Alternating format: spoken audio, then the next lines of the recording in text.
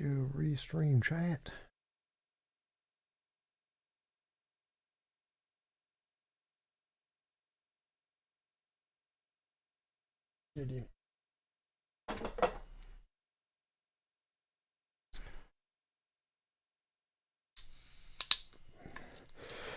Hey guys, how's it going?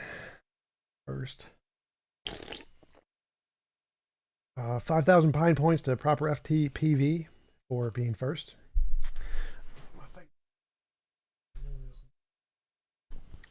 Face not in the text anymore.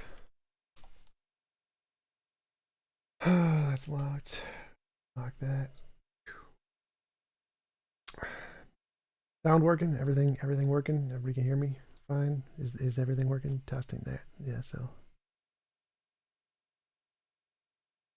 8 trillion, proper FPV. How's it going?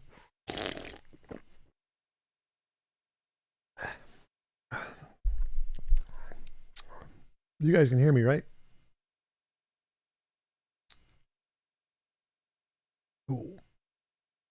No, they should not be jump bucks. I'm stealing Pine Creek's money. This is what is it China's doing? The currency inflation, where we're inflating his currency to devaluate the Pine Creek bucks. All right, so today we're going to be new format, trying to do a response video, live response video of capturing Christianity. Cameron not understanding the puddle analogy. Haven't actually watched the video yet, but we're gonna go through it together. So let's do this. God damn it. Hey everyone, I'm Cameron Bertuzzi. Welcome to the channel. In this video, I'm explaining why the puddle analogy fails against the fine-tuning argument. That's great. We're going to find out. If you want to learn more about apologetics, the productive conversations between Christians and non-Christians, and learn about arguments for God that you didn't even know existed, then make sure to subscribe to my channel and turn on the little bell so you don't miss any new videos. So before we actually get into the puddle analogy, let's get clear on what the fine-tuning argument for God is. It's actually one of my favorite arguments. Well, actually, my favorite argument is the argument from all of the arguments, but this one, the argument from all the arguments is really stupid. Like, it's incredibly stupid. Like, literally in the paper, it says, if we assume all of these other arguments work, evidence for God. And that's the primary source of the evidence. It's such a stupid argument. Is really good. A lot of atheists will even admit that the fine-tuning argument is the best argument that theists have. The teleological argument from fine-tuning, I'm very happy to admit right off the bat, this is the best argument that the theists have when it comes to cosmology. At some point, certainly, we all asked, well, which is... He stopped that quote from Sean Carroll. He stopped it early. Right at the end of the quote, it says, it's still a terrible argument. A terrible argument. We got to find that quote. We got to find that real quick. So, Sean Carroll versus William Lane Craig debate. Damn it. Carroll. Damn you, dyslexia typing skills. Got it. All right, and then open transcript. There's no transcript option.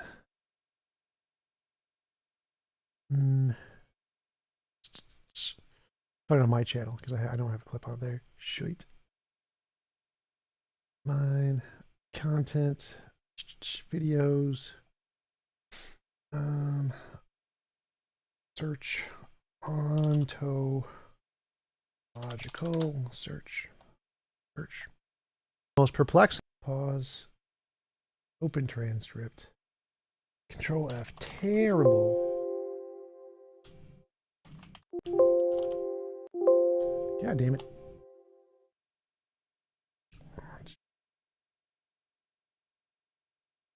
Oh, that wasn't the ontological argument, it was the cosmological. Oh, it was my response to Braxton. I put that in there. Braxton one, didn't I? Braxton.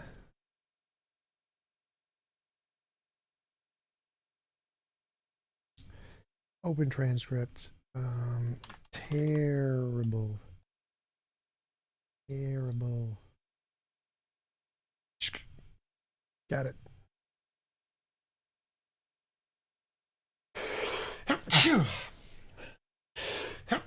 All right.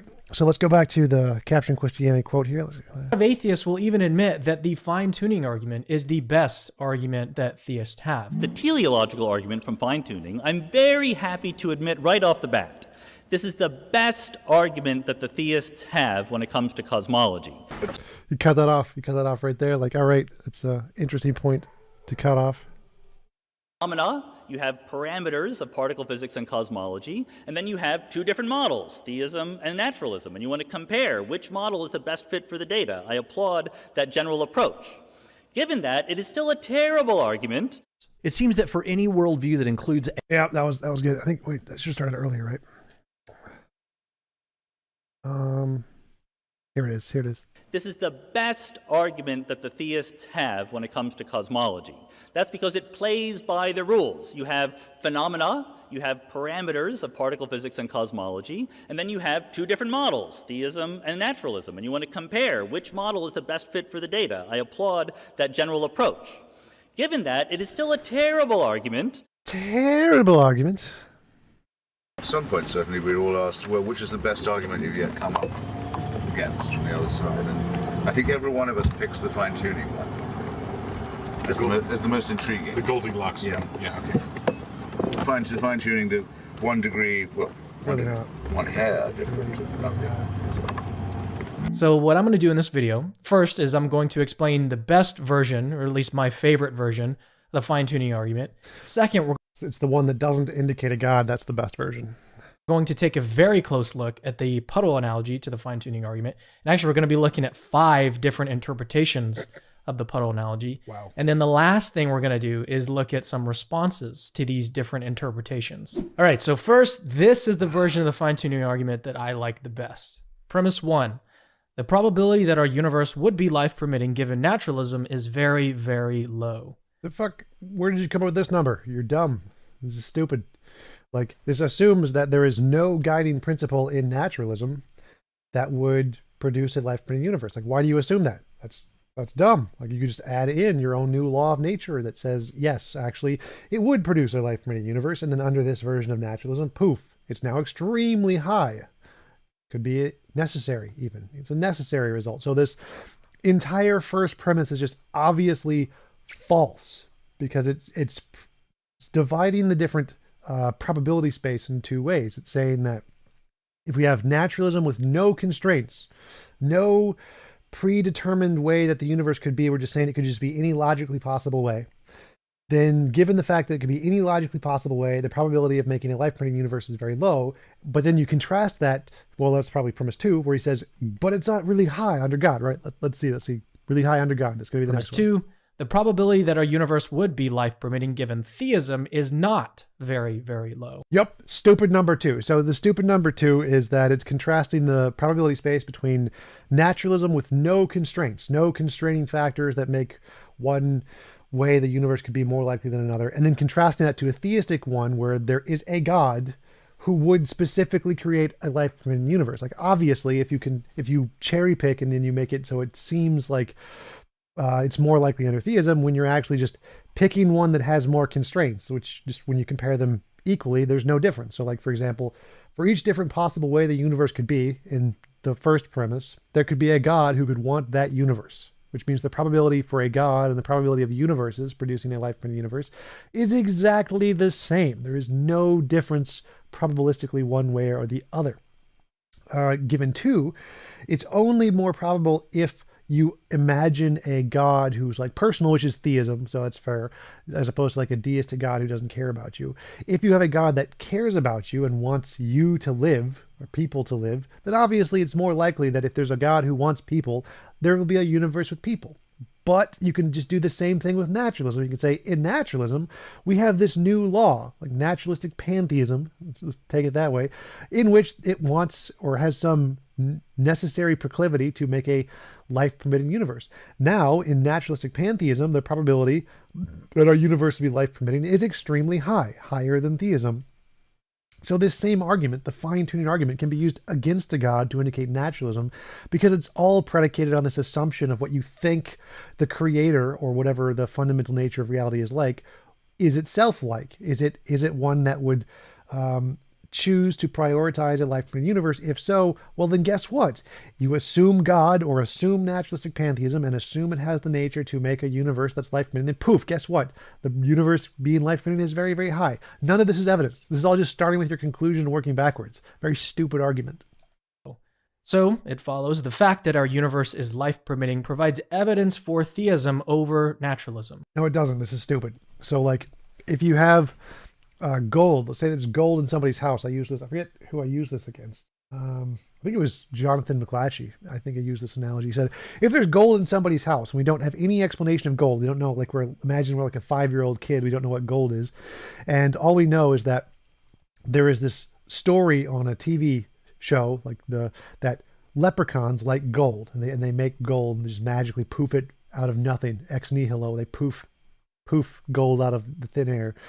And you see gold in your friend's house, well then under this really dumb theistic reasoning, that's evidence for leprechauns. This is evidence for leprechauns over the fact that we have a no natural explanation of gold. Is that actually evidence for leprechauns? No, obviously not. The fact that you can make up an explanation and say, I've made up something that could explain how this is here, isn't evidence that's true. That's still just your imaginary hypothesis. And there's infinitely many imaginary hypotheses that don't entail your assumptions of a being, a leprechaun or a god. You don't need that. So it's stupid to think that, you can imagine a way to explain this, therefore that's evidence. Like, nope, completely flawed theistic thinking. That's fundamentally wrong with their ideology, is that they think that, I can say God could make this, we see this, therefore God. Just post hoc ergo propter hoc. Straight up fallacy. So for any logic or like probability geeks out there, the third premise in this argument follows from the first two premises from something called the likelihood principle. If you want to learn more about the likelihood principle, check the description for more details. Now, if you're not familiar with this particular version of the fine-tuning argument, then make sure to check essentially what I just said. Post hoc ergo propter hoc. Likelihood principle is post hoc ergo propter hoc. The description. I've linked exactly where I got it from. And by the way, Well, just to clarify, it's not, the likelihood principle isn't a problem, but it only applies to things that have an empirical basis. So like if you said there's a footprint in the snow, is it a horse or a zebra? Likelihood principle would be like, it's a horse. But is it a horse or a unicorn? Or if it's like, if we don't know of horses, would it be more likely to be a unicorn? No. The fact that you imagine unicorns to exist doesn't make unicorns the more likely explanation just because you can imagine it. You'd have to actually have some evidence that unicorns exist before it even applies. So if there's no empirical evidence, it doesn't apply at all. I should mention that I'll be pointing you to the description of this video a lot, so just make sure to check it out at some point. Now, before we actually get into the puddle analogy, let me go ahead and give you a quick defense of both premises in my argument. So the fact that our universe permits the evolution of embodied conscious creatures is actually pretty puzzling. Imagine for a moment that there was no such thing as gravity. Do you think that people like us, or any creatures at all, could evolve in such a universe? The answer is no. Wait, what? Where did you come to that conclusion? Like, that's so dumb. Like, again, this is the fundamental fallacy in what theists are doing here, is that they're saying that if we take away gravity and assume all of the other laws of physics are the same, and there's literally nothing else there, then would we evolve? And then no, sure, like if we knew literally every law of physics and we started messing with the laws of physics, we'd see drastic changes. But guess what? We don't. So that means if you changed the law of gravity, it could be replaced by a different law that has similar effects, or if you change one law, they could all be proportionally shifted to others, or they could all be intertwined in like the grand unification theory. So all of the forces and laws are themselves contingent on the others, and they are all necessary. So any of these could be could be reasonable explanations of why there could be life without gravity. Not a problem. Replace gravity with a different law. Replace all the laws with a different law. Replace things that aren't affected by these laws. Not a problem. The fact that he's assuming that once you take away gravity, well then nothing can form, is just based on the assumption that all physics we have now is the only physics, and if we just assume that's the only physics and we remove it, then life isn't possible. Sure, but that's irrelevant. Like, it doesn't matter that this is the only physics we know of. There could definitely be more stuff, more kinds of life that could evolve from other laws out there that we don't know about yet. So the point of his argument here is that because we require gravity, and we require gravity to be a particular number, and if you change it, then life is less likely. That means it's very unlikely given the random, unguided space of possibilities given naturalism. Again, this is just his assumption that it could just be any way, and there's no likelihood difference between the different ways nature could be. But again, we could just add a guiding principle, say all laws are determined by some super law, then poof, you can't do that anymore. Now the probability under this one is as higher than theism. So again, he's just explaining his fallacious reasoning for the first principle of taking an unlimited range of possibilities in naturalism and contrasting that to a very specific range of possibilities of his imagined kinds of a God. And if you just add in a very specific kind of a law in naturalism and just it refutes everything he just said, and you can have equal probability between naturalism and theism. Wouldn't even be planets. Matter would just kind of be floating around everywhere. There'd be no stars, no atmospheres, nothing at all resembling what we see here in our universe. No Only if there's no other laws that could replace gravity. part of our universe would be dense enough to be in the solid phase of matter, so nothing in our universe could be a kind of information storing device. Life needs gravity. No, information can exist without gravity. That's perfectly fine. Quantum mechanics does that without gravity. But we can't just have gravity. We gotta have gravity at the right strength. If the gravitational constant in Newton's equation was any larger, then the universe would have just sort of collapsed back in on itself almost immediately after the Big Bang. And if the constant were any weaker, then matter never would have coalesced into planets or stars or anything like we see in our universe. It would have just sort of all expanded into nothingness. So not only do we need a universal attractive force like gravity, it has to be set at the exact right strength. Physicists have estimated that the gravitational constant is fine-tuned to 60 decimal places. Any deviation on either side of that. Why have faith in laws you don't know of? You don't need to. That's not the point. The point here is that the numbers theists are using are wrong. They're objectively wrong. They're contrasting the possibility of any possible kind of a universe and just the kind of a God who would create life. Those are not fair comparisons. That's like comparing every possible flower to just comparing one type of tree. Like, that's not a fair comparison. Not every kind of flower has pink petals. But if you compare that to every kind of sakura blossom, which has mostly pink petals, well, then it's more likely that the trees will have pink petals because you're only comparing it to one kind of tree. So if you're comparing every kind of flower to one kind of tree, it's not a fair comparison. What you need to do is compare either every kind of flower to every kind of tree, or one kind of flower to one kind of tree. What the theists are doing is a misrepresentation because they're comparing every kind of flower to one kind of tree. But in naturalism, you could have very specific kinds of universes that have guiding principles, just like God does. He has some moral nature that makes him want to make living beings. We can have a law of nature that makes the universe produce the constants that we see. And so either way, once you compare it to a one-to-one correlation of this kind of flower to this kind of tree, you get the same probabilities.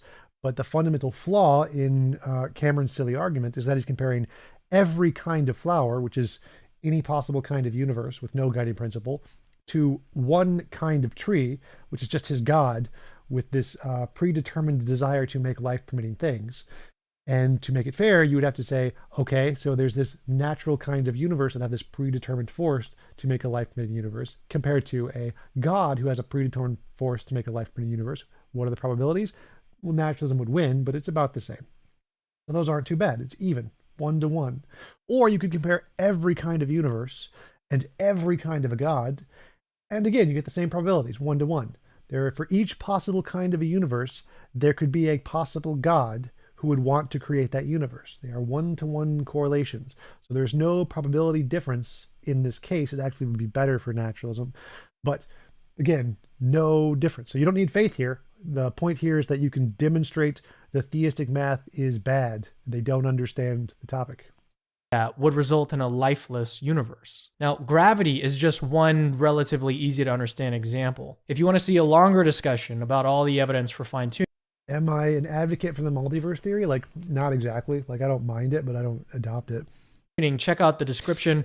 I've linked there another conversation I had with an actual cosmologist about all the evidence for fine-tuning. So the question for us is, given that so I've debunked all of the evidence for fine-tuning. You can check my conversation with, actually I should just pull it up. Derp, with one of the leading experts in the world on fine-tuning, Robin Collins, TJump. And I specifically asked him, like, is anything in physics evidence of design? And he said, no. It's only the physics plus a philosophical argument. You need to add in like morality or some defining feature of God to make him have a reason to commit or to design this kind of a universe that's life permitting over others.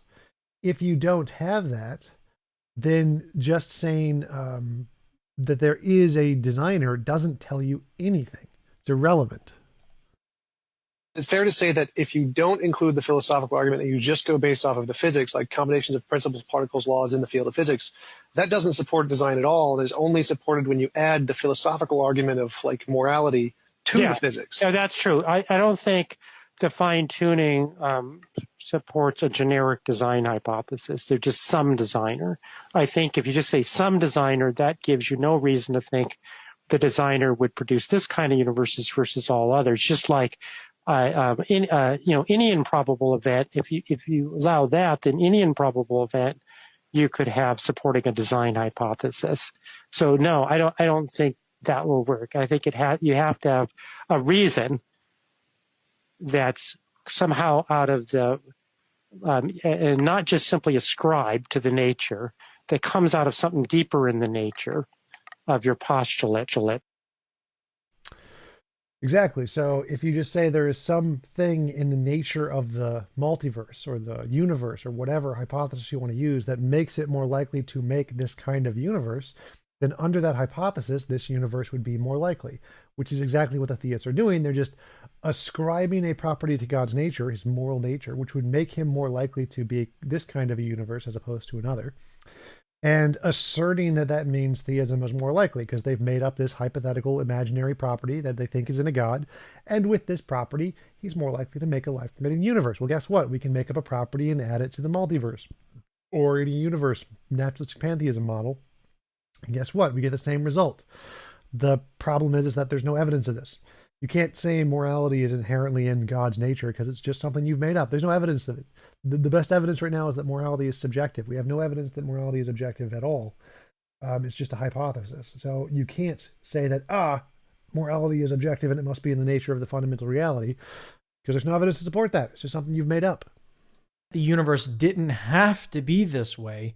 Why is it this way? Why does it support life? What's the explanation? On naturalism, the view that nothing like God exists, it's actually pretty surprising that life would exist. And that's because unless there's a law guiding it, causing it to make the exact life-permitting principles we have, then it wouldn't be surprising at all. Wow. Are just vastly more ways to get a universe that can't permit life than unless there's a guiding principle that completely contradicts everything he said. To get a universe that can permit life. It's therefore very, very, very, very improbable that life would exist given naturalism. Now, there's a lot more to say here, but this is just a very quick defense of my first premise. Now, which has been easily proven false. On the other hand, life is not so improbable on theism. God has a particular reason to create us because we are embodied moral agents. We basically have the ability to make moral choices. We can choose between right and wrong. We have the yes. TJump, I thought you held the position that morality is objective. Yes, Mike, I do hold the position that morality is objective, but it's a hypothesis.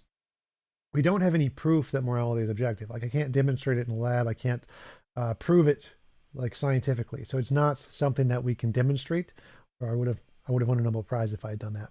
So it's just a hypothesis right now. We can't demonstrate objective morality. Therefore, the best evidence we have is morality is a product of evolution, purely subjective. That's the best evidence we have for the time being, even though I accept objective morality. The ability to harm people, but we can also use our freedom in order to do good things and exemplify goods like compassion, love, forgiveness, and that type of thing. So it's not incredibly surprising that God would have reason or would want to create a universe that can support embodied conscious creatures like us that have the ability to make moral choices. So in other words, Cameron made up a property. He ascribed it to his God, and he said, if God has this made up property, then he has a reason to make a life-bringing universe. Wow, ta-da, yay. I want that little like clip. What's the shoe on head clip of? I don't think I have it anymore, but the little yay, kids yay sound effect. Kids yay.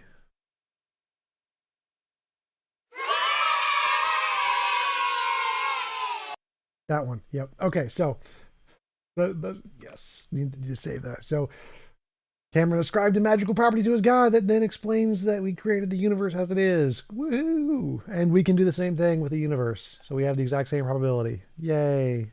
So even though universes that can't permit life vastly outnumber universes that can permit life, it's not so unlikely or so unexpected. Yes, I read Harry Potter. That God would want to choose and select a universe that can permit life. That's a quick defensive premise too. So think of it also easily refuted. Like this. Here's an analogy. There's billions and trillions of ways to combine different chunks of metal and plastic. And there's billions and trillions of ways a God could be. It could be a God who likes unicorns, or a God who likes pixies, or a God who likes black holes, or hydrogen atoms, or any combinations of those things. Or a God who doesn't like Cameron's hair because it's very silly. Any of those are possible gods. The only difference here is that what Cameron thinks is that there's only one kind of God, one that he has presupposed with circular reasoning, that only my favorite Sky Daddy is the only real one and no combinations of anything else can count. Therefore, Sky Daddy more likely than naturalism. Woohoo.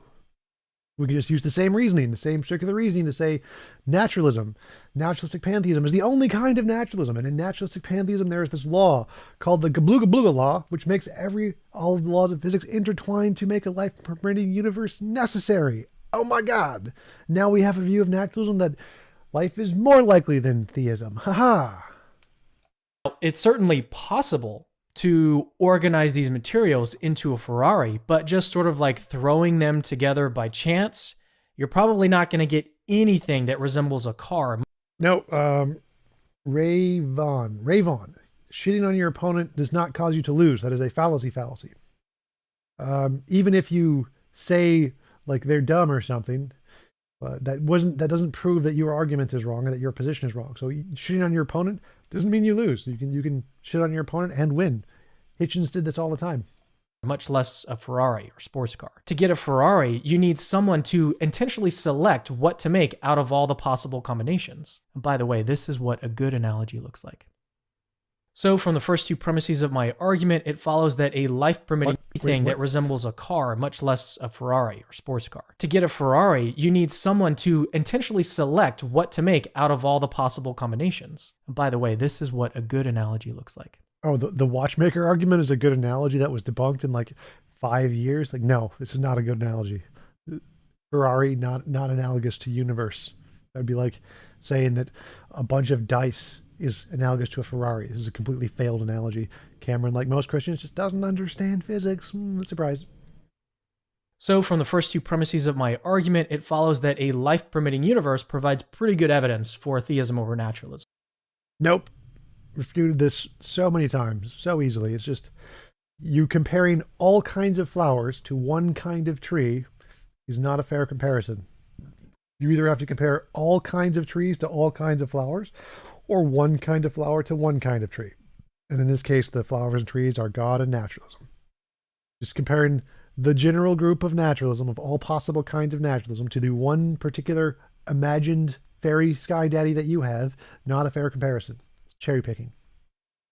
That's the fine-tuning argument, my favorite version of the fine-tuning argument in a nutshell. Right, so now let's turn to the puddle analogy and get clear, first of all, on exactly what it is, what it's supposed to be saying. The puddle analogy was made famous by... Why would you demand good evidence?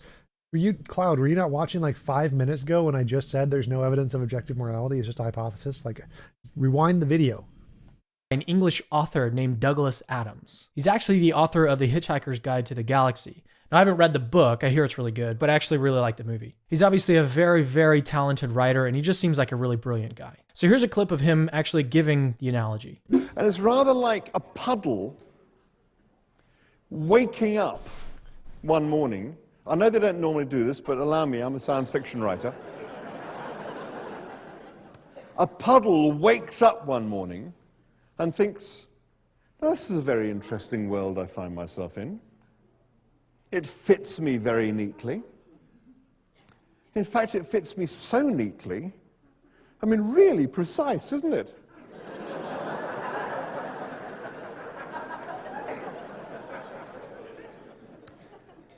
It must have been made to have me in it.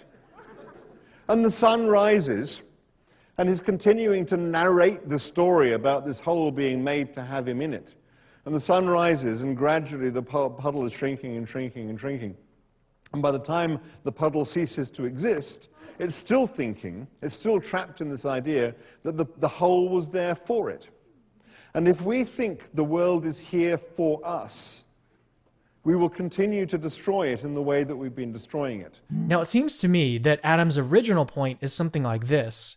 As our environment gets worse and worse and worse, or in other words, as the puddle continues to shrink, then we don't really care, everything's okay because it was designed for us. What's unique about this interpretation is that atheists are very rarely using the puddle analogy as a reason to care about the environment. But that seems to be exactly what Adams was getting at, right? He's talking about a puddle getting smaller and smaller. So call this interpretation 1, environmentalism. A second, more popular interpretation of the puddle analogy is that just because something appears designed to you doesn't mean that it's actually designed. Call this interpretation 2, appearances can be deceiving. This is the interpretation that Drew, over at Genetically Modified Skeptic, seems to endorse in the following clip. The analogy directly acknowledges that the universe appears designed, and it poses an explanation for why that appearance is deceiving. The analogy just shifts perspectives, presenting the possibility that the universe existed first and that we, in our evolution, came to exist as a creature which fits its pre-existing environment. Now here, Drew... So these are the same thing. I don't know why he split this up into two different analogies. The whole point Douglas Adams is making is that the universe is killing us. We are dying. It kills us all the time. Saying that this place was designed for us is like saying a death trap was designed for a mouse. Like, it doesn't make a lot of sense. Or I guess technically a death trap was designed for a mouse, if you're like a mouse trap or whatever. So saying you were born into a place that's literally designed to kill you, maybe it's an evil god who designed it, that would be a better argument. And then as it's killing you, you keep saying, oh, it's a wonderful place. It was designed for me by this all-loving God, is stupid. So the point Douglas Adams is making here is actually a combination of both of those, the environmental position as well as the anti-God position. He's specifically stating that we are in an environment that is killing us, like in the puddle, which evaporates a piece at a time. Most of space, most of the world, most of everywhere is detrimental to humans. And so saying that this place was designed for us is insane. You're saying that, oh, well, it's so improbable that the laws of physics could produce anything life-permitting, but if a God is powerful enough to design all of those laws of physics, he could have tweaked them a bit more to make most of the universe life-permitting rather than just this tiny little speck where we're dying all the time. So Douglas Adams' argument is actually more in-depth because it's addressing both of those things that you call two separate interpretations.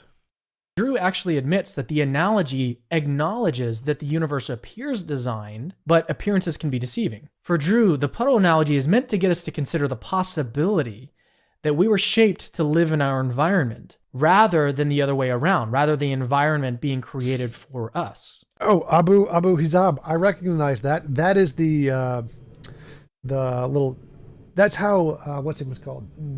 Pulsars were discovered.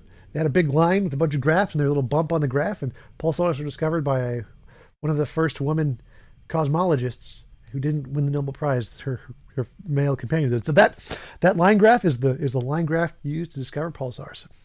A third interpretation of the puddle analogy is that it's really like arrogance or self-centeredness that makes us conclude or infer that the universe was designed for us. Anthropocentricness. Yes, that is correct. The world is just so beautiful. I'm just so amazing. I'm so arrogant, and the world must have been designed for me.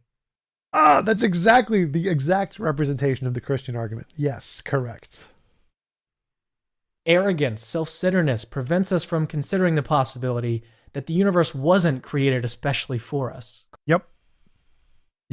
Call this interpretation 3, arrogantly designed. A fourth interpretation of the analogy is that life was shaped by the conditions of our universe, but different life might emerge in universes with different conditions. Just as puddles take the shape of their container, life takes the shape of its environment. Call this interpretation 4, different universe, different life. A fifth interpretation of the puddle analogy is that just like the puddle could only observe the shape that it takes, life can only observe a life-permitting universe. If the universe couldn't permit life, then obviously we wouldn't be here thinking about it, talking about it. Our Anthropic principle? observations, in other words, necessitate a life-permitting universe. The puddle shouldn't be drawing conclusions about why it takes the shape that it does. It has to take that shape. Likewise, life shouldn't be asking, why does the universe have life? It has to have life. Call this interpretation 5, life is necessary. Now, let's just sort of take note of what's happened so far. We've looked at 5 different interpretations of the puddle analogy. 5. That's not a good sign. And What, do you not understand how language works? Like, technically, those are all a part of the same argument. The fact that you can interpret them as separate arguments just means that you're silly. This is not a problem with the argument. That's 5 ways your position is stupid. That's because your position is really, really stupid. And so there's lots of ways it fails, which can all be instantiated by one simple analogy. It's actually not a good sign for your position. It's not a problem with the analogy. It just shows the analogy is that good that there are that many problems with your position. analogies are not supposed to be ambiguous. They're supposed to be clear and obvious. What? Like, analogies aren't supposed to be ambiguous? Have you never heard of the natural ambiguity of language? All words are ambiguous. Like, you just listed 5 amazing ways that analogy is a corollary to your religious position, seeing the universe as designed. So it's not ambiguous. It connects to many of the flaws in your position. 5 of them that you just listed. This is amazing. If an analogy can be a corollary in multiple ways to express the point that it's trying to get across, that makes it an extremely good analogy, not a bad analogy. Like, you've got it backwards, Cameron. You don't understand how analogies work. I mean, that's why we use analogies. They're supposed to make a very, very clear point. But the true point of the puddle analogy is elusive. No one, like literally no one, not even the atheists that I've asked about this, can agree on what the point of the puddle analogy is. And the point is literally that the God comparison is dumb. That is the point. Fine-tuning to God is dumb. That is the point. And it's done for many, many reasons. And all those reasons you listed are some of the reasons that it's dumb. But I'm pretty sure all the theists would agree. Fine-tuning to God is dumb, is the point of the analogy. Prediction is that even though I've tried to be literally as charitable as possible in addressing the puddle analogy, I'm still going to get people telling me that I just don't understand it. I haven't He doesn't understand it. considered this other interpretation of the puddle analogy. This is not a good Possible. sign. If no one can understand the point that you're trying to make, maybe you don't really understand the point that you're trying to make. Bible interpretations. If you want to know what's wrong with the First Baptist Church, go to the Second Baptist Church. If you want to know what's wrong with them, go to the Jesuits. If you want to know what's wrong with them, go to the Evangelicals. If there's ambiguity in the text, well, clearly the writer has no idea what he's talking about. Mishka Daddy. So 2 more quick points here is that the puddle analogy is probably not something that people have analyzed at this depth. So hearing me analyze it and draw out different interpretations is probably going to seem at odds with their intuitions about it. That's fine. This level of Hey, Merrick, how's it going? analysis is meant to do that. It's meant to draw out the reasoning explicitly so that we can take a closer look at it. That's sort of what analytical Quantum lol. philosophy is all about. The second point is that a lot of people will want to combine different interpretations of the puddle analogy, and that's also fine. Like, if you think that interpretations 3, 4, and 5 are the main point of the analogy, that's okay. I've just split the reasoning out so that we can all see it explicitly. All right, so now let's analyze these 5 different interpretations and see what can be said about them. The first interpretation of the analogy is that thinking we're designed makes us care less about the environment. As the puddle gets smaller and smaller, or another I don't think that's a point of the analogy. It's not like its goal is to make us environmentally friendly. It's more that if our universe was designed for us, why does the universe want to kill us so badly? Not about us being environmentally friendly. In other words, as the environment gets worse and worse, we don't really care because ultimately we still think that the universe was designed for us. First, let's quickly note that this is not an objection to the fine-tuning argument or the argument from design. That's obviously that wasn't like the point. Douglas Adams' point was explicitly, guess what? If this was designed for us and it's constantly killing us, those seem to be contradictory statements. So the environmentalism thing is more about how the environment that is designed for us is also killing us. That's not the point. He's not saying the universe wasn't designed for us. Rather, what he's saying is that design makes us care less about the environment. It's a kind of moral critique. Now, keeping that distinction in mind, I think he's actually right. Thinking that the universe was designed can lead to carelessness. Some sects of Christians, and I hate to admit this, a lot of Christians think that they don't really need to care about the environment because the second coming of Christ is going to be here and he's going to fix everything. Now, I think theologically, this is a complete mistake. That God designed the universe for us doesn't mean that we shouldn't take care of it. I think the opposite is actually implied. And if I can talk about Christianity in particular for a second, the Bible actually teaches the opposite. Genesis 1 explains that humans are held accountable as stewards over the earth. Psalm 24 says that the earth is the Lord's. Numbers 35 instructs us to keep the land pure and to not pollute it. Revelation 11 says that God will punish the destroyers of the earth. Like flooding the Nile with blood, or causing destructions of cities, or earthquakes, or covering the entire world with water. Like, man, if he's going to punish the destroyers of the earth, he's going to have to start slapping himself pretty hard.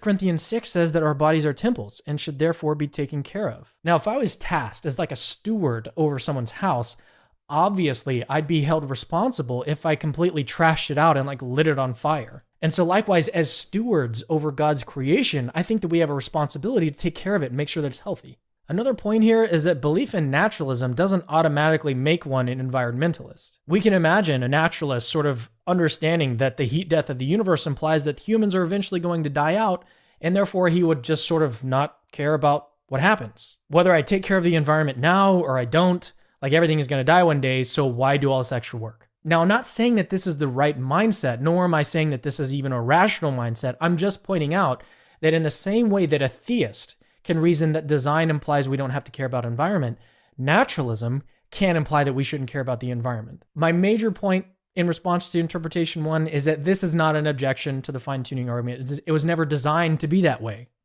pun intended. It's completely unrelated, so let's move on. All right, so the second interpretation is that just because something looks designed doesn't mean that it is designed. Now, I know this is going to shock a lot of atheists out there, but I agree.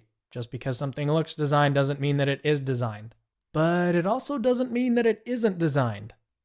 Have you ever heard of an artificial lake? Have you ever seen a pool? Have you ever seen a coffee mug? Have you ever seen a water beaker? Some bodies of water are designed to be the exact dimensions that they are. The appearance of design can go wrong, but it can also go right. So then how do we know, how do we tell if something is designed or not? Well, this interpretation of the Puddle analogy We find the designer. If we don't see a designer, we probably don't know what's designed. Isn't going to answer that question. It can't tell us if something is designed or not. All it says is that appearances can be deceiving. I mean, okay, but we're sort of still left wondering whether or not the body of water in question was designed to fit that shape. And so ultimately, it's still going to come down, as it always does, to the evidence. It's not enough to just say that appearances can be deceiving. Yeah, and there's no evidence of a god at all. Evidence for a god is equivalent to evidence of unicorns. Non-existent. Actually, unicorns probably have more evidence, to be honest. It's not enough. In other words, we still need to evaluate the fine-tuning. David, I don't think Cameron's being dishonest. So Halnun's razor, never attribute malice to that which can be explained by stupidity. Stupid is more likely. Dishonest, less likely. Argument and determine whether or not the premises are true. And this objection might work against some versions of the fine-tuning argument, but it doesn't say anything about mine. That appearances... Nowhere does anything I say presuppose that your eyes should be able to see everything. That's stupid. If I could see everything, I could see the password on your computer. That's what it would entail. Like what you're saying makes no sense, as usual. This can be deceiving. It doesn't suddenly follow that a life-permitting universe is expected or likely on naturalism. So somewhat surprisingly, this interpretation of the Puddle analogy is completely consistent with my version of the fine-tuning argument being sound. The second point here is that the appearance of design may not prove design with 100% certainty, but that was never the goal. The goal of the fine-tuning argument is to provide evidence for design, not to prove it with 100% certainty. So if by evidence he means it's logically possible that we can imagine Sky Daddy doing it, okay, sure, but that's not real evidence. Evidence is your assumed hypothesis more likely than the others? That would be evidence. And is the Sky Daddy hypothesis, which there's no evidence for, more likely than a naturalist explanation that there is no Sky Daddy and it's just laws of physics? No. The probability of God is the same as the probability of unicorns, which is garbage, not something taken seriously. It's a joke. If I go out into the woods and I find what looks like an arrowhead, I may not have 100% proof of design, like it still could have been produced by natural forces, but I at least have some evidence that this thing was designed. Only because you know arrowheads have been designed by humans before. You have humans that you have literally seen make arrowheads. So the only reason that that is evidence for design is because we already have empirical evidence of arrowheads being made by people. If that you have never seen that, it would not be evidence of design. You just say, oh, look, a strange rock. For it to be evidence of design, you need to have evidence of the designer independent of the design.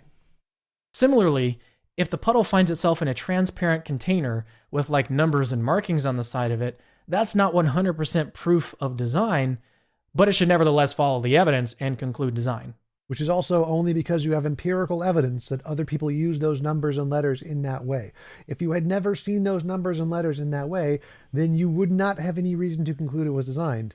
You need evidence of the designer. Like even if we had a spaceship that we just found in the middle of a field, like clearly that came from space or something, we couldn't conclude that was designed. The way we would conclude it was designed would be by analogy to humans. Oh, look, there is a seat where things can sit. Oh, look, there is a joystick. Oh, look, there is a display.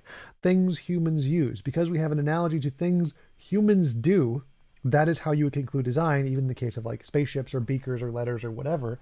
Guess what? None of that exists in the universe. None of it. 0% of those. There's no analogy in the universe of human design, so there is no evidence of a designer of the universe. For there to be evidence, you would need to have an analogy to human design, like a seat, or letters, or writing, or joystick, display, those kinds of things. Analogy to human design. Just specificity is not analogous to human design. It's just specificity. Like luck. Happens all the time. Not a problem. No analogy to human design. The third point is that we don't need to follow possibilities. We need to follow evidence. Ravon, Church of Entropy, is a woman, I believe. I don't know what she identifies as, but woman, not a man. Recently, I've unfortunately been dealing with a lot of health anxiety. When I get a new pain in my chest, I'm even experiencing a little right now. Sometimes my brain wants to think, oh my goodness, I have cancer. I'm about to die. Even though that's like the least likely possibility. I mean, I can entertain the possibility of cancer as long as I want and get really worked up about it, but that doesn't mean that I probably have cancer. So when Drew says that the analogy is meant to get us to consider the possibility that the universe wasn't designed for us, that is not evidence for naturalism. Considering the possibility that I have cancer does not make it likely that I have cancer. We don't need. So the point here is that the things you count as evidence could also work for naturalism. Therefore, they're not evidence of theism. So the point Drew is making, and that the other people on this analogy are making, is that the things you're presenting aren't evidence. That's the point of the puddle analogy. Like everything you're saying would apply to the puddle who thinks it's designed when it wasn't. That means the things you're saying are not evidence. It's not meant to disprove the design hypothesis. It's meant to show that all of the things you're claiming work equally well for the alternative. So the fact that you're admitting this is just admitting that your argument is garbage, because everything you're saying could work for naturalism or theism. Therefore, it's not evidence of theism. We need to follow possibilities. We need to follow the evidence. All right, moving on. There is none. So now we're on to the third interpretation of the analogy, which says that it's arrogance or kind of self-centeredness that makes us conclude design. Yes, that is the primary reason humans have always concluded a god. Oh, look, lightning. It must be Zeus who looks like me because anthropocentric human bias. That's the whole reason for every idea of a sky daddy who created us in his image is because of human arrogance. There is zero evidence for any kind of a sky daddy. Saying that the fundamental nature resembles anything like a human mind is dumb and arrogant. We first focus on the power of this thought, because it's actually pretty powerful. Notice that it brings in like a moral and psychological element into the whole situation. We're no longer just talking about evidence. Theists that infer design from fine-tuning aren't just wrong. They're being influenced or motivated by selfish reasons. This is bias. I don't know if bias, like all cognitive biases, fallacies, illusions, delusions, they're all different kinds of biases. This isn't like a moral thing. It's just, you've made a very common mistake in human reasoning and you think that mistake indicates reality. It's not about morality here. This is an excellent use of rhetoric. Excellent. It's a way of persuading people without an argument, like no argument at all. No, that's definitely an argument. So the argument is that most times when people think Sky Daddy done it, it's because of an anthropocentric fallacy of tying in human nature to things that don't involve human nature, like the fundamental nature of reality. So it's more about you're using fallacious reasoning to think Sky Daddy because of human bias to want to imagine human-like thingy up there in Sky Daddy form, which is an argument against your position. Notice that Adams didn't give an argument that people are motivated by narcissism or arrogance or self-centeredness. He just kind of told a story and went with it. But why can't design inferences be made with caution and humility? Mike, thoughts on theistic evolution? Like, it's logically possible, but again, no evidence for it. It's just one of those gods of the gaps. Oh, God created everything just by poofing stuff out of the ground. Oh no, we proved that didn't work with science. We must insert new ad hoc reasoning to make God fit. God did it with theistic evolution. And then once we discover how that was created by abiogenesis, there's going to be theistic abiogenesis. And after we discover how abiogenesis happened from other natural processes, it's going to be theistic whatever that was. So God of the gaps just being pushed back eternally by science because science crushes God. C.S. Lewis actually invented a name for this type of rhetoric. He called it Bulverism. Instead of explaining why someone is wrong, you just assume they're wrong and then explain what motivates them. Check out the... It's the appeal to motive fallacy. Like, C.S. Lewis didn't invent this. It's been around for a much longer time. And the motive here doesn't matter. It's like we can know there is a common flaw in reasoning that most people have, which is called anthropocentric fallacy, which is where people label human type qualities into things that don't have human type qualities. Like saying, Zeus does lightning. No. So anytime you envision Sky Daddy done it, that's going to be an anthropocentric fallacy until you actually have some kind of hard evidence, not just, I can imagine the Sky Daddy done it, therefore Sky Daddy. That's just an anthropocentric fallacy. You would need some real evidence there, which you don't have. Therefore, what you're doing is an anthropocentric fallacy. The following clip. In other words, you must show that a man is wrong before you start explaining why he is wrong. The modern method is to assume without discussion that he is wrong, and then distract his attention from this, the only real issue, by busily explaining how he became so silly. No, so as I just demonstrated before, you are wrong because there is no evidence of Sky Daddy. You're just asserting Sky Daddy as a possibility, assuming you're correct, and then using post hoc reasoning to say, if I assume my Sky Daddy real, then my Sky Daddy would do X. Post hoc ergo propter hoc. So you're wrong for that reason, but I know why you're doing this. The reason you're doing this is because it's an anthropocentric fallacy. You like Sky Daddy. Sky Daddy makes you happy. Therefore, you input Sky Daddy as an explanation and then try to explain him into the evidence where there isn't any. So it's not Bulverism, it's just basic reasoning. You're wrong because there's no evidence and you're just inputting Sky Daddy because fallacy. In the course of the last 15 years, I have found this vice so common that I have had to invent a name for it. I call it Bulverism. Some day I am going to write the biography of its imaginary inventor, Ezekiel Bulver, whose destiny was determined at the age of 5 when he heard his mother say to his father, who had been maintaining that 2 sides of a triangle were together greater than the third, "Oh, you say that because you are a man." At that moment, E. Bulwer assures us, there flashed across my opening mind the great truth that refutation is no necessary part of argument. Assume that your opponent is wrong, and then explain his error, and the world will be at your feet.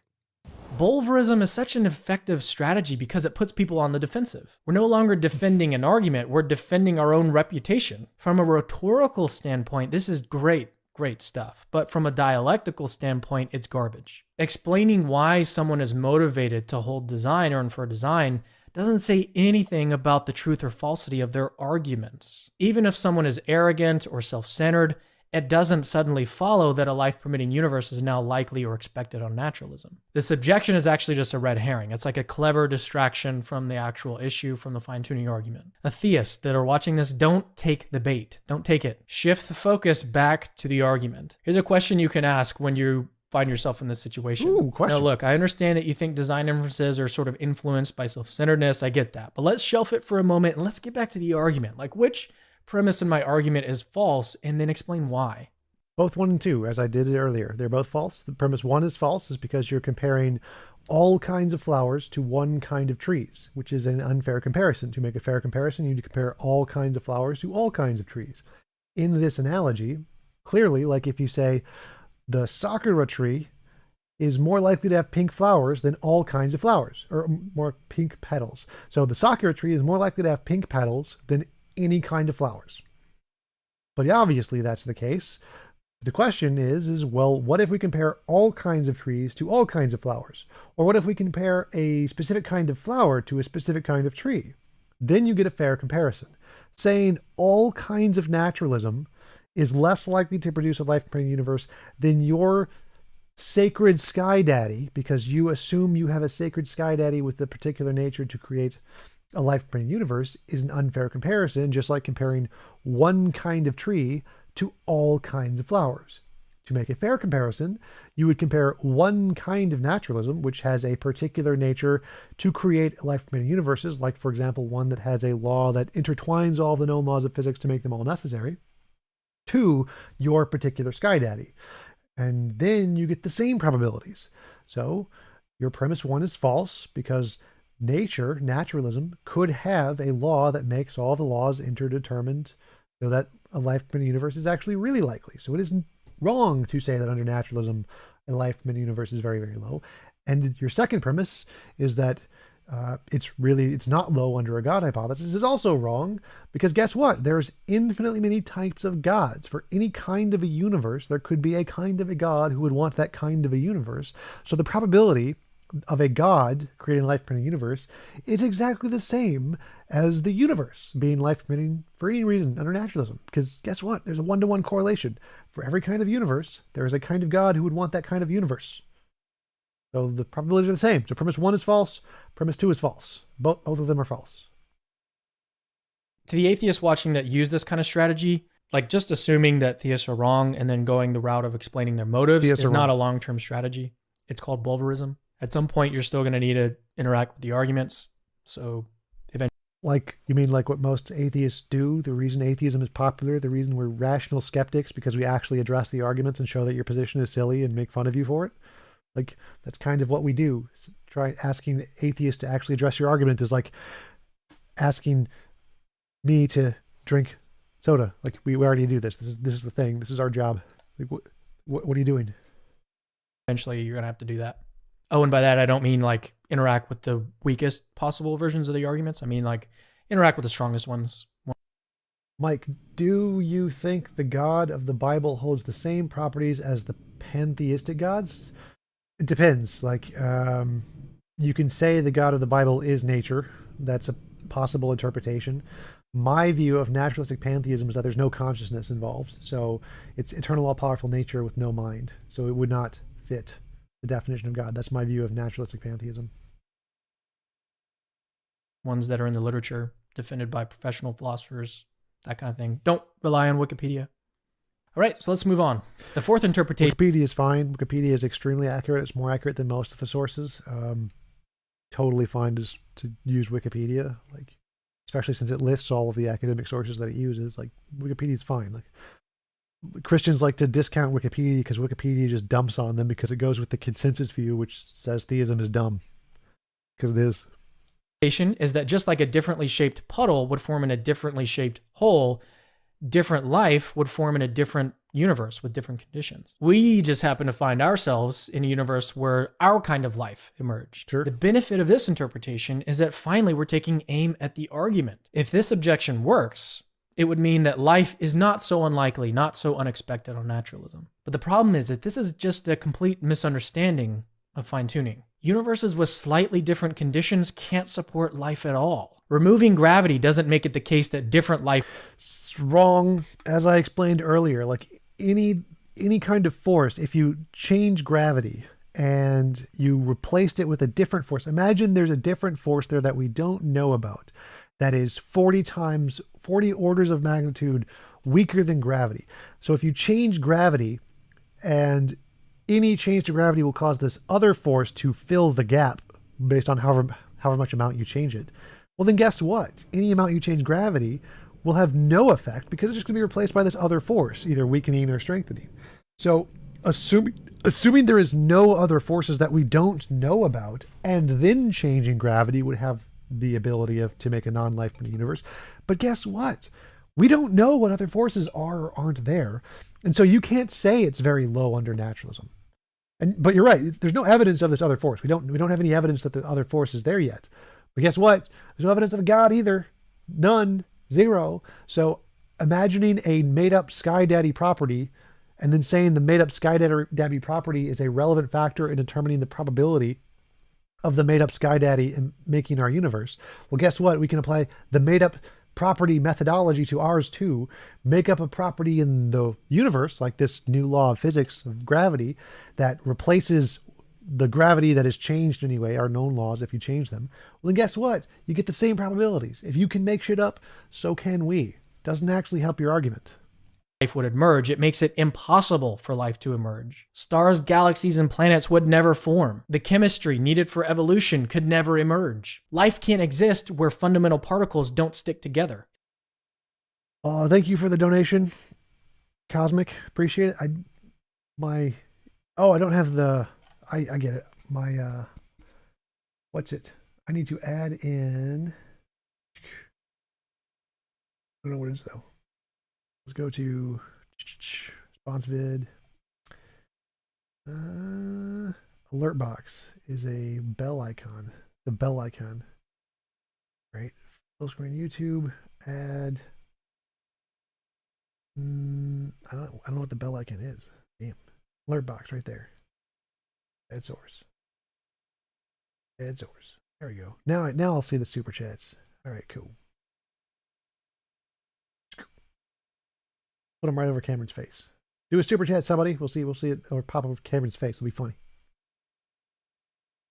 And this is where this interpretation of the puddle analogy just completely breaks down. And that's fine. Like, analogies all break down at some point. Changing the shape of the container might change the shape of the puddle, but changing the conditions of the universe doesn't just change the shape of life. It makes life impossible. Life can't... No, it doesn't. Again, there could be other laws. Any law you change, there could be a second law there to balance out the change. It changes proportionally. So if you imagine changing gravity and making it stronger, there could be this other force that goes in the opposite direction to make the connection between things weaker. And then poof, it like pushes stuff apart, essentially. And guess what? You have exactly the same result. So no, changing gravity doesn't make life impossible, because there's lots of things about naturalism we don't know yet. We don't know all the laws of physics. So comparing again, all possible kinds of universes to one possible kind of God, not an accurate comparison.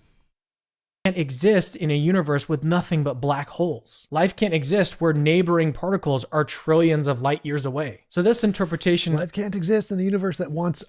A universe made by a God who only wants black holes, or a universe made by a God who only wants every particle to be trillions of light years away. Every possible kind of a universe has a corollary kind of a God who would want that kind of a universe. TJump, will you be debating any theists anytime soon? I don't know. Maybe. I think I have a few set up. I don't remember, though. I'd have to check. Of the puddle analogy fails to appreciate the... Is my freaking alert box not working? Do I need to set it up differently? Should be working. I don't know. Test widgets.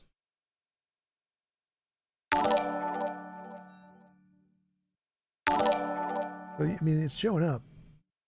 Those are fake donations, by the way. John is not a real person. Just me clicking the test button.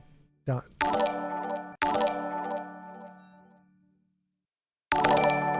There we go. Got it. Cosmic showed up. Good. There we go. Now it's working. I'll do bigger. Box. Bigger. All right. Good. The severity of fine-tuning. The first premise of my argument is therefore on pretty solid grounds.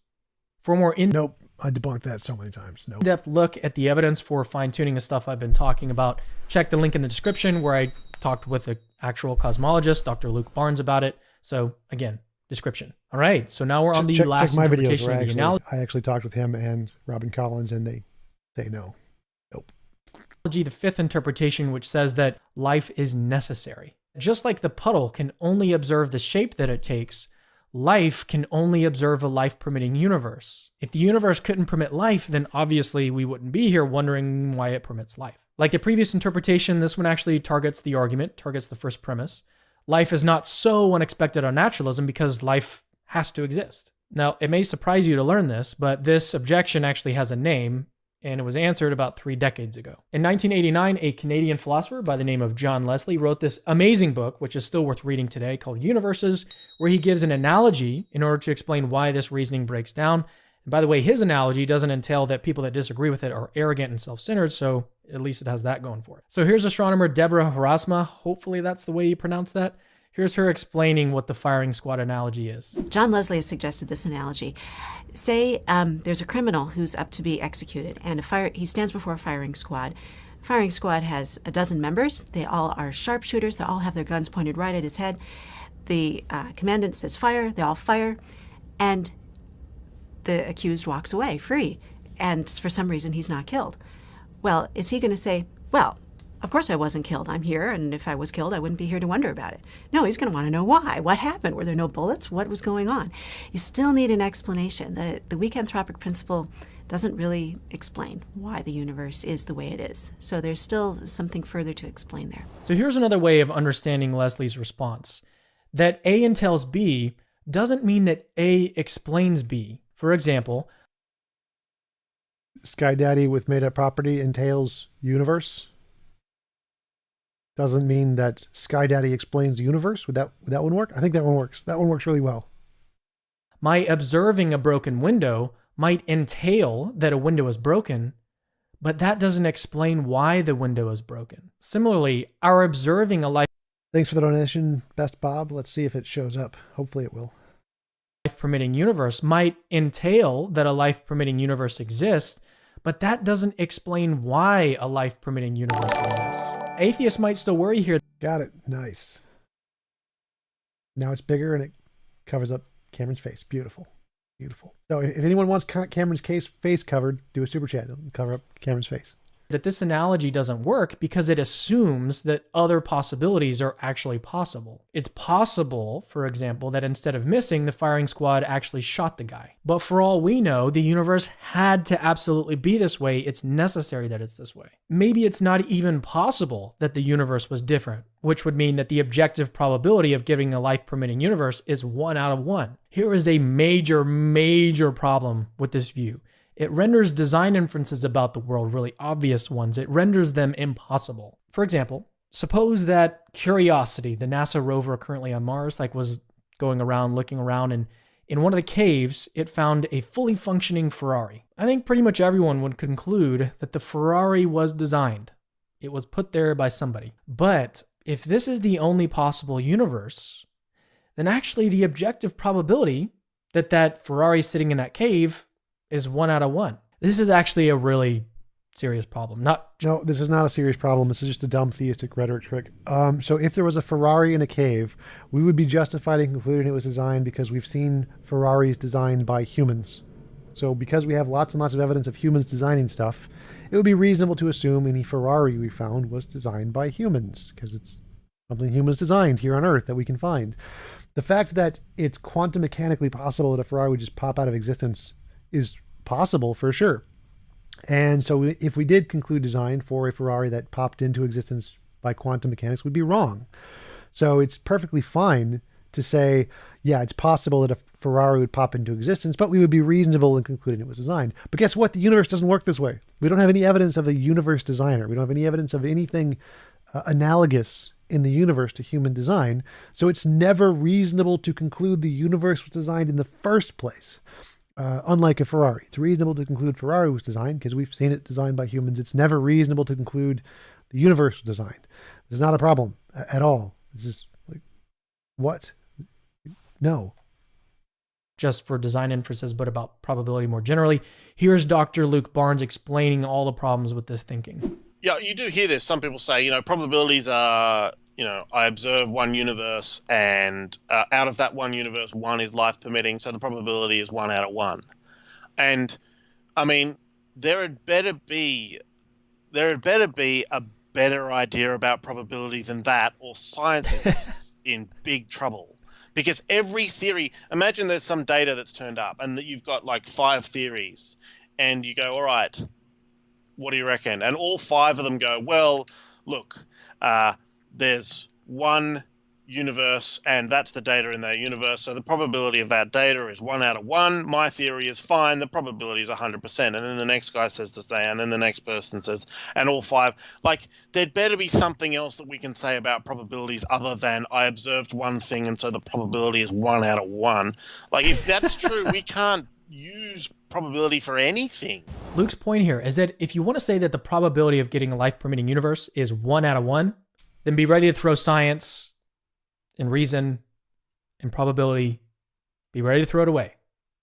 That would only apply if you assumed everything that happened had a probability of 1 out of 1, not just that life did. So if it only applies to life, you can just say there is a particular property in the universe, like a law that makes life necessary, and say that is going to be in every possible universe, or an ultimate unnecessary sky daddy who must create life. You can insert any made-up property to explain any one variable without getting rid of science. That's just false. It's just a explosion principle claim that if there's one contradiction, well, then everything is a contradiction. Like, no, it's not how it works. You can say life has a 1-to-1 probability without claiming that everything does. Necessarianism does not necessarily follow from this claim. It's not a problem at all. It's not really relevant to the arguments. The problem with theism is that, again, you've just made up a sky daddy with a made-up property to explain why we see the universe. Guess what? We can just make up a property to see the universe in itself creating life-permitting things without a god, and the probability would be the same. Not a problem here. Where's my chat thingy? God can make life in any condition. His argument is dumb. Yes, exactly, Gabriel. Why would God be limited to the laws of nature? Exactly. So God could create a life-permitting universe without the laws of physics. So even if there is a God, he wouldn't have needed to design anything anyway. So saying that he designed the universe to create life is completely redundant and pointless. Don't use it anymore. In summary, we looked at 5... That was beautiful. Exactly. The God analogy is pointless. Don't use it anymore. Love it. Thank you, Cameron. Very helpful. 5 interpretations of the puddle analogy. The first interpretation says that the idea of design can make us care less about the environment. In response, I agreed that it can, but argued that it shouldn't. The Bible makes it clear that we are going to be held accountable for our stewardship of the world. Blah, blah, blah. I also pointed out that this objection is irrelevant to my argument from fine-tuning. The second interpretation says that appearances can be deceiving. Yeah. And there I argued 3 different things. First, the fallibility of design inferences doesn't interact with my argument and hence can't tell us whether the universe is designed or not. Second, the fine-tuning argument doesn't seek to prove design, it seeks to provide evidence for design. And third, we don't need to follow possibilities, we need to follow evidence. The third interpretation is that thinking the world was created especially for us is self-centered. In response, I explained how this engages in what C.S. Lewis called Bulverism. Assume your interlocutor is wrong and then explain what motivates them. This is rhetorically effective but fails dialectically. It doesn't say anything about the validity of the fine-tuning argument. The fourth interpretation of the puddle analogy says that different universes might produce different life. In response to this, I said that this misunderstands what physicists mean by fine-tuning. Life can't emerge in a universe full of nothing but black holes.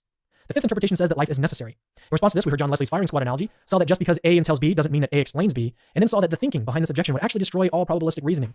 All in all, the puddle analogy fails no matter which way you look at it. All right, so essentially that's the end of the video, and Cameron just doesn't understand the puddle analogy. So the whole point of the puddle analogy is that all of the reasoning you theists are using would apply to the puddle in the puddle case and be wrong in the puddle case, so you're just like the puddle.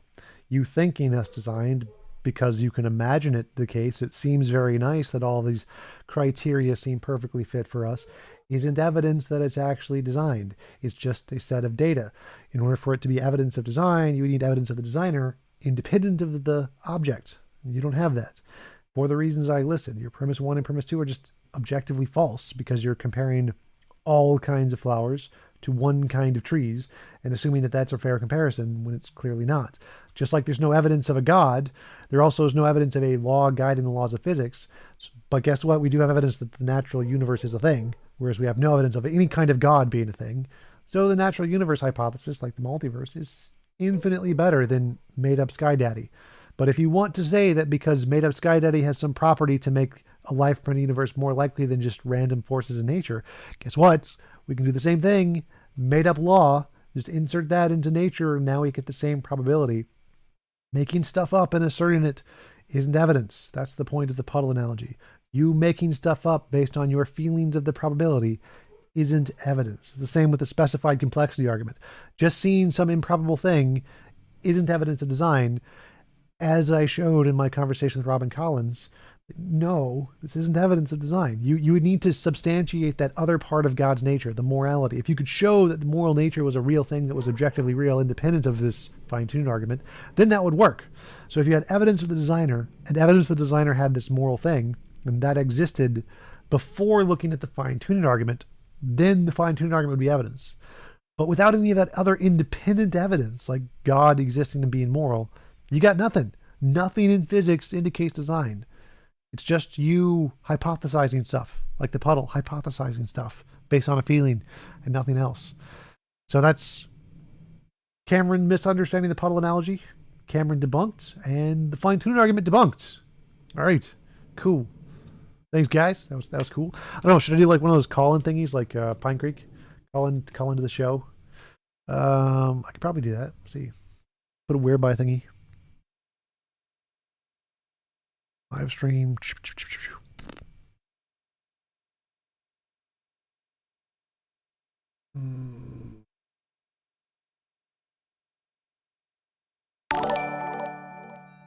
Thank you, Gabriel. Let's see.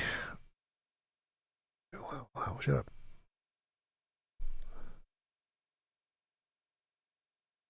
All right. Whereby.com/TJump. Join if you want to hang out. I'll just put a thing on the screen. I can probably just move that over. Can you guys still hear me? Yeah, you guys can still hear me here. I don't know if I can be heard on that one or not. Let's go. Cool text generator. Cool text generator. If anyone wants to hang out and chat, join whereby.com/TJump. You can just hop in and do a Pine Creek thingy.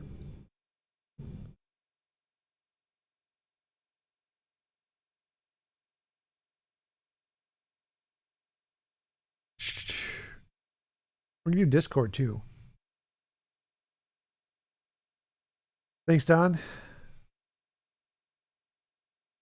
Shout out to Don Fullman from the Skeptics of Middle Georgia for sponsoring the channel. Great guy. Check out the Skeptics of Middle Georgia. Hopefully he'll set up another live event thingy soon, as long as we don't get shut down again by Delta COVID.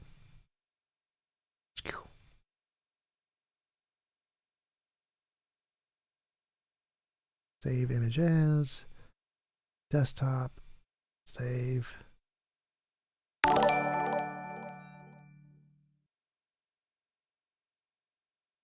Close. Add image.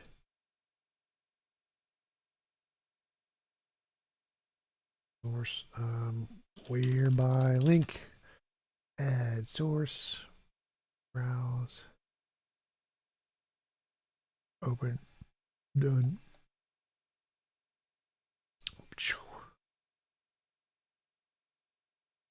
This thingy down here. There's the join link if anyone wants to hop in and chat. That's cool. Or go to the Discord. Discord will work too. Discord. What time is it? It's 4:30. Discord.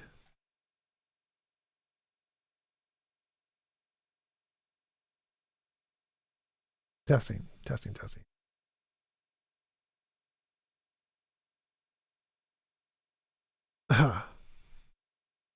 Testing. Yeah, still working here.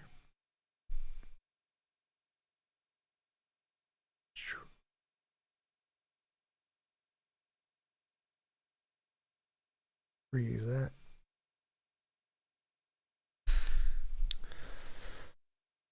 Hi. All right. I'll set this up for later. Try and do a live stream.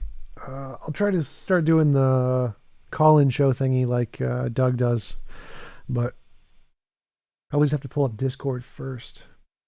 That'll be a good idea. Set it up in the Q&A chat.